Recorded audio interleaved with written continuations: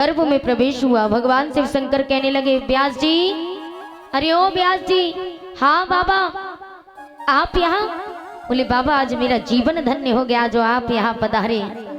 बोले अरे व्यास जी, आपके घर में मेरा चोर है। मेरे घर में चोर?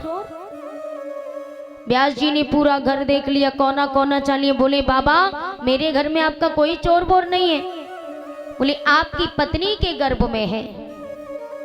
अब तो व्यास जी जा करके कहने लगे, बोले तुम्हारे गर्भ में कौन है, इसे बाहर निकालो। मैया ने कहा, व्यास जी जो मेरे घर में पल रहा है वो ना ही तो आपका है ना ही भोले बाबा का, ये तो परम पिता परमात्मा की देन है, मैं किसी को नहीं दूंगी।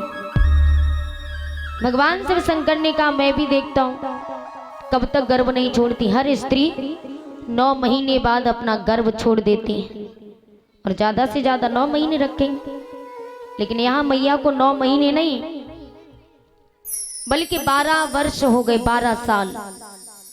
देवताओं ने कहा कि भोले बाबा क्रोध शांत नहीं करेंगे, तो सभी देवी देवता भोले बाबा के पास में पहुंचे, भोले बाबा को मनाया, उनके क्रोध को शांत किया और कैलाश पर्वत पर लेकर के आए।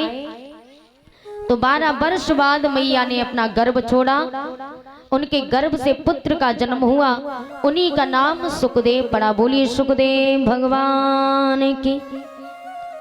सुखदेव भगवान का जन्म होते ही नंगे पांव नग्न अवस्था में वन की तरफ चले, तो 88,000 ऋषियों ने कहा, हे राजन परीक्षित, ये वही सुखदेव भगवान है। तो महाराज परीक्षित सुखदेव भगवान के चरणों में गिर गए, कहा प्रभु हमें क्षमा कर दीजिए, हमसे बहुत बड़ी भूल हो गई जो हमने आपको पहचान नहीं पाया, हमें क्षमा कर दो।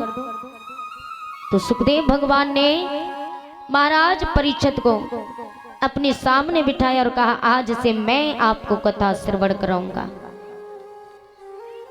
तो सुखदेव भगवान परीक्षित महाराज को 7 दिन की कथा सुनाते।